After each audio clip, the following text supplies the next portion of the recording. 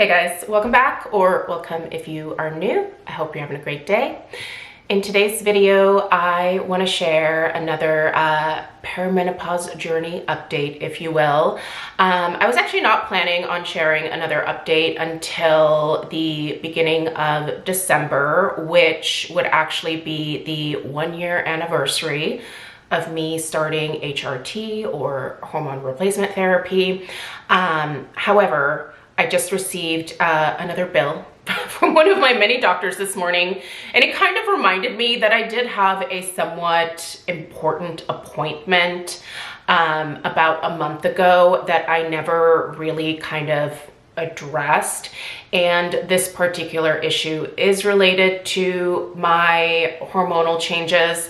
So anyway, I thought I would go ahead and share this update because there are honestly a lot of symptoms and different things that you can experience during your late 30s, your 40s, your 50s that are kind of things that you might not think are related to your hormonal changes, but they very well could be related to those changes that are taking place in your body. Now, that is not to say that every single, symptom or health issue that you experience during those decades is related to perimenopause. That is definitely not the case, but there are a lot of things that can definitely go wrong in your body if your hormones are fluctuating significantly.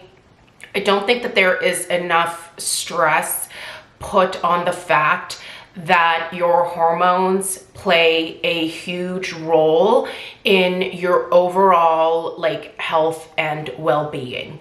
And when your hormones start to go funky, just because it is the course of nature for them to do that, it can really mess with you. And it has messed with me in ways that I didn't think could even be remotely related to hormonal changes. But a lot of the symptoms that I have been experiencing are related to that. Now, one of the issues that I was dealing with for the last 3 or slightly over 3 years at this point were frequent and super recurrent ear infections. And I'm talking, I was in urgent care every 2, 3, 4 months with an ear infection, trying to get it treated, trying to, address the pain associated with that, trying to figure out what's going on. Is there anything that I'm doing to cause this? What is happening, right? So usually when the ear infections came on, the quickest way for me to treat those infections would be to go to urgent care, get the medication, start putting that in whatever ear I was having the infection in at the time. Kind of went between both of my ears. It almost seemed like it would alternate. And so I would just get the medications. They gave me different topicals. They gave me antibiotics. There was all sorts of things that I was being given to treat these infections, right? And so this just went on for multiple years where I would just randomly wake up one morning with a raging ear infection. Ear infections were not the norm for me at all. In fact, I asked my mother, as a child, I literally never had an ear infection. And as just a regular old adult growing up, I never dealt with ear infections. I don't ever remember having one before the age of 40. It just wasn't an issue for me. My ears were always great. However, something obviously changed, right? And so every time that I would go in for these urgent care appointments, obviously they would ask me, what are you doing? Are you sticking things in your ears? Are you going swimming? Why do you think that you keep getting these recurrent infections? And I just kept racking my brain, trying to, I'm not sticking things in my ears. I'm trying to leave my ears alone as much as possible because I just know how sensitive they are at this point. So no, there was nothing that I was doing per se to cause the infections. They just kept coming back and coming back. And finally, I got to the point where I went to my primary care physician and I was like, look, I'm gonna need a referral here to an ear, nose, and throat doctor because this is just something that obviously is not going away. I wanna have this issue addressed by a specialist, and I also wanna have a hearing test because quite frankly, I was getting concerned that I was experiencing hearing loss. I actually have a kind of a funny fact about that, which I'll tell you here in a minute, but yeah, I was like, I don't feel like I'm hearing as well these days, and you know, these infections were so recurrent, and it's been a couple months since I've had one, and now might be a good time to go in so that they can really get a good look in my ears when they're fine, so they can maybe see what could potentially be causing this, and they can tell me if it's something that I'm doing so that I can stop doing it, right? Like, I just wanted the ear infections to stop. So I finally got a referral. It took a long time because the American healthcare system, I had to wait for the insurance to approve me going to an ear, nose, and throat doctor, despite the fact that insurance was paying a lot over the last few years to, you know, treat these ear infections for me. They needed to make sure that I really needed an ear, nose, and throat doctor. And I was like, ugh. Anyway, I have a lot of thoughts about the US healthcare system. But anyway, so I finally got the referral, and about a month ago, I went into an ear, nose, and throat doctor. And I was kind of telling him, you know, like about my symptoms and how frequent the infections were. And he was looking through my medical history, you know, and then he started asking me like, well, what are you doing to your ears? Are you sticking Q-tips in there? Are you, you know, like, are you digging around in there? Are you going swimming?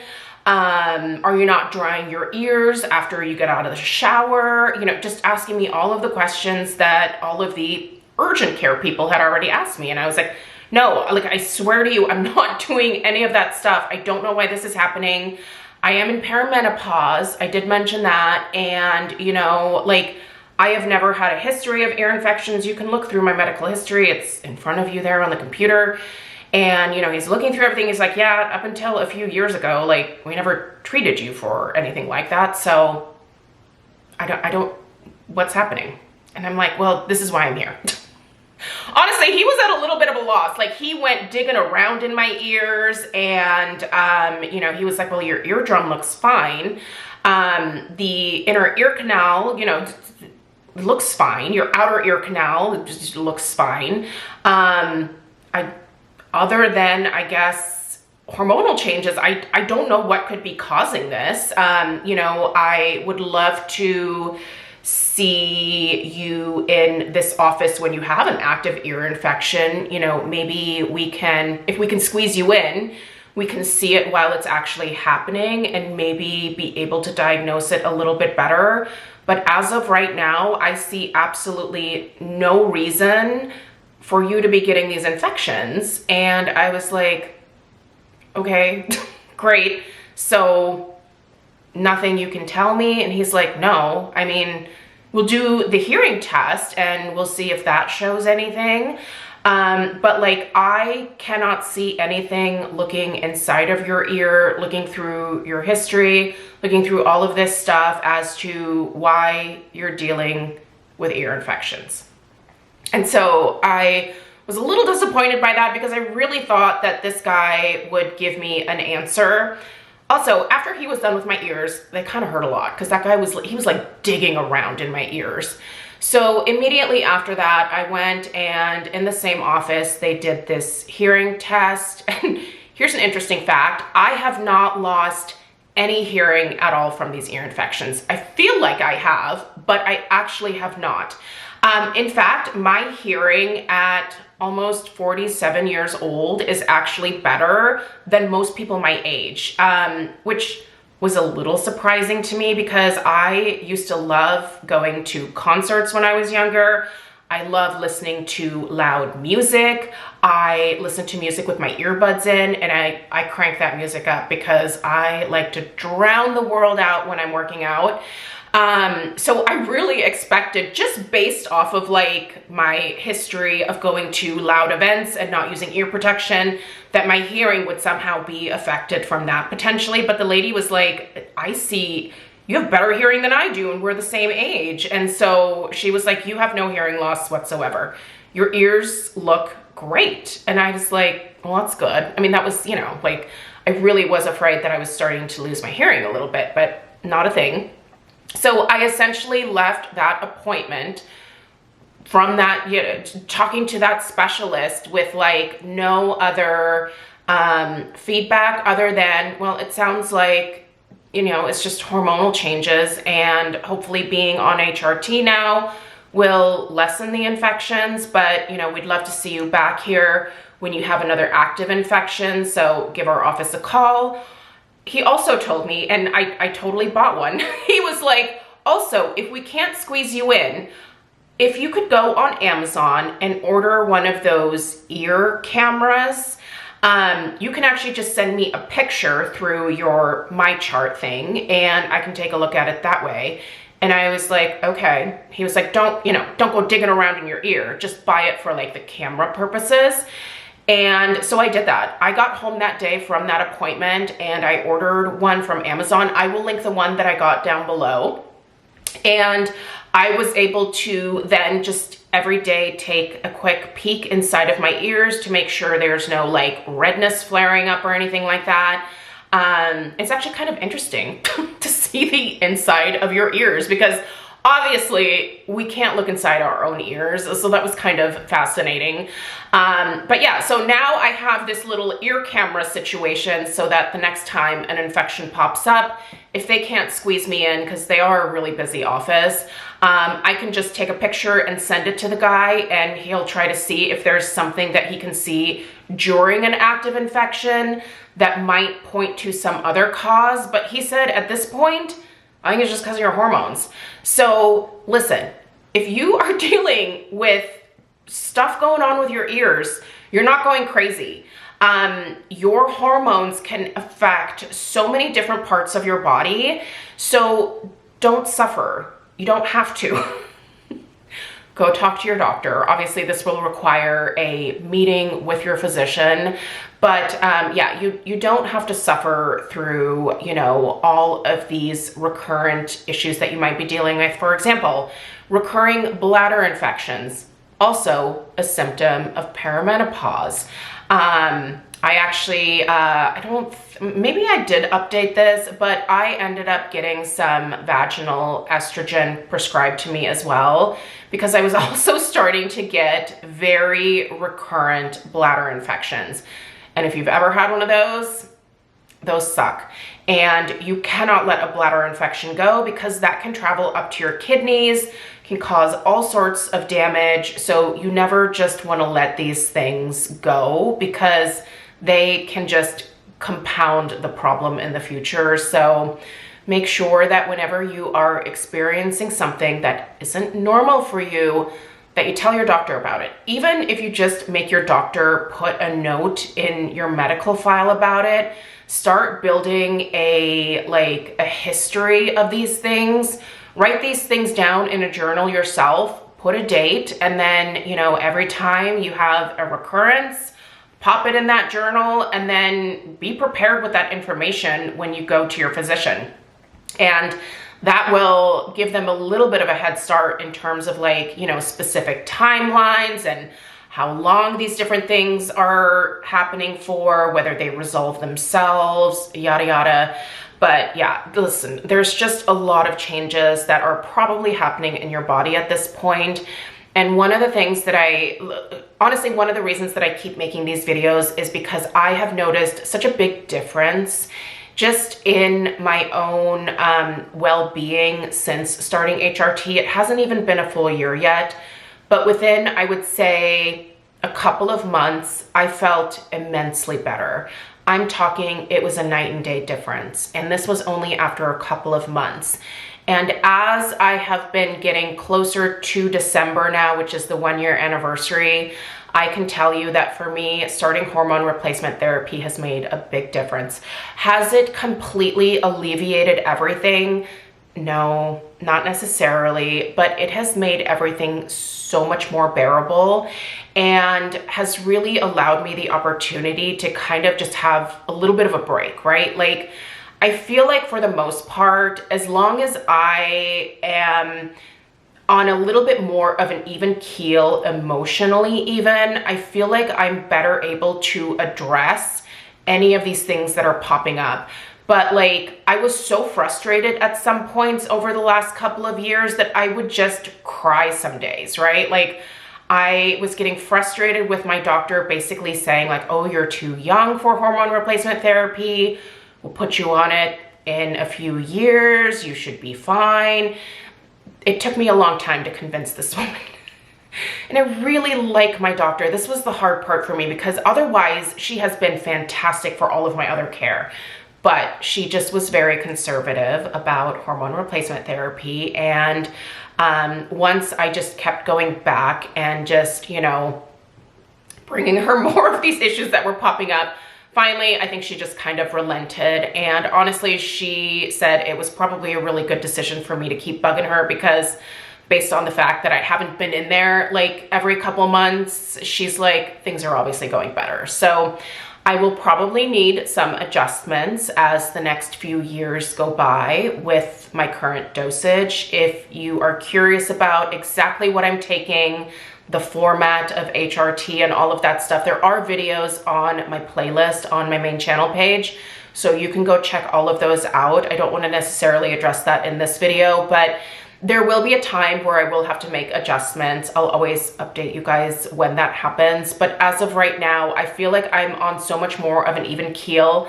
I have had one ear infection this year, but it is now almost October. It's almost, well, I'm filming this the day before October 1st. So it has been many, many months of me not having any ear infections this year. And really the only thing that has changed is me going on HRT. You know, I wish that the ear, nose, and throat doctor could have given me a better explanation or, you know, maybe some advice on how to avoid these infections in the future, but he really didn't see any cause that he could see just by examining me and looking at my medical history as to why this would be happening. And so he just basically was like, I think it's just your hormones, which, you know, that's just the thing. He was like, keep going with your HRT. Hopefully you continue to feel better. And if you want to send me, you know, those pictures with your little ear camera, I'm happy to look at them. And, you know, if I see something that is, you know, outright concerning, absolutely, we'll have you back in here. But he was like, I see no reason for you to come back anytime soon. Your hearing test went great. You can hear better than most people your age. And yeah, you're good to go. So anyway, I just thought I'd share that because here's the thing. You might be dealing with something else that you think is entirely unrelated to your hormonal changes. It could very well be totally because of your hormonal changes. Not everything is going to be able to be blamed on that, but a lot of things potentially could be.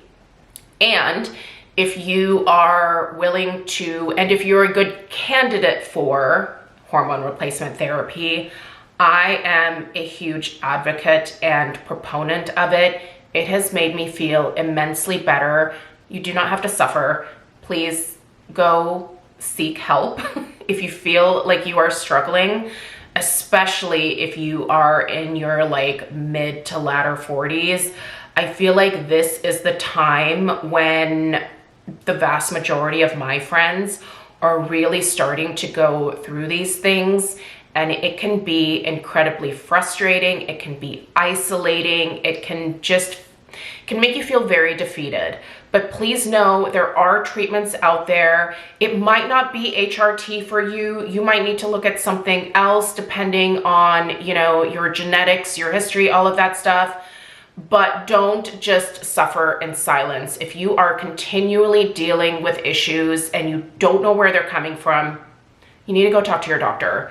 Don't suffer in silence. And I am gonna keep saying that in all of these videos in the hopes that if you're someone who's trying to, just write it off, don't write stuff off. Go talk to someone and see if there's something that you can do to stop your suffering. You don't have to do that. You don't have to be uncomfortable. You don't have to be like sweating all night long. You don't have to have, just rage coursing through your body 24/7. Like, honestly, I do still have some rage. Listen, there's a lot of stuff happening in the world that just really upsets me, but like, I feel like my rage is more contained. I feel like I can be more productive with it, if you will. Now I can do things about me, being disappointed in humanity and, like trying to make things better. But before I would just steam and fume and just like, I would take it out on my family, and don't put your family through that. You don't need to do that. Go talk to your doctor. Find a doctor that will listen to you. If your doctor will not, you need to find a new doctor. This is something that a lot of you were telling me about my physician, but I really had faith in this woman, and she did eventually come around. Now I am still currently, I'll update you guys on this though, because this is funny. I am still waiting to get into an actual like gynecologist, because at this point, I think for, the HRT and, all of the other things that are going to be happening over the next decade or so here, I think it would probably be good for me to have those things addressed by a gynecologist. They typically have a lot more training in things like HRT. The person that I'm going to is my family care physician. And like I said, she's been great. Stella actually goes to her as well. She's a wonderful doctor, listens, a very thoughtful person, right? But also just not an expert in this field. So currently, I am still waiting. I am on 2 lists at 2 different offices for gynecologists that came highly recommended specifically for HRT. I'm going through my insurance. So if you have recommendations, I'd love to take them. But listen, I'm gonna go through my insurance. We pay for our insurance ourselves here, and it's horrifically expensive. So I'm gonna, it has to fit within the system for me. They have to accept my insurance. So anyway, moral of the story is I'm still waiting for one of those offices to have an open spot for me. So far, no one has called. So yeah, let's just keep waiting. But in the meantime, I will continue going to her for all of my needs for the time being, and hopefully nothing horrific happens. So anyway, that's my update for you guys. I really appreciate you being here. I appreciate you listening to these videos. And if you're struggling, let me just tell you one more time, please don't. You don't have to struggle. Talk to your doctor. If you're a candidate, try the HRT. I'm telling you, it was pretty magical for me. It's not the end-all solution, but it makes a big difference. So take care of yourself. Take care of your mental health. Take care of anything that is, whether it's ear infections, bladder infections, muscle problems, have all of that stuff addressed, and just be kind to yourself. This is a rough time in life. It's a lot of changes and it's a lot to take on, but you can do it. Trust me. Listen, if I can get through this, anyone can, because it sucks. It does suck. I will readily admit it, but you can do it. So let me know if you guys have any questions. I will give you guys the 1-year update in just a few short months here, and I'm just gonna keep trucking along. So I hope you are doing well on your journey. If you wanna update me on how things are going, do it in the comments down below. I always like to hear how you guys are doing throughout this process as well. So yeah, let's all share our stories because I think the more women that see that they are not alone in this journey, the more likely I think more of those women are willing to go get help. So, all right, have a great rest of your day. I'll see you in the next one. Take care. Toodaloo.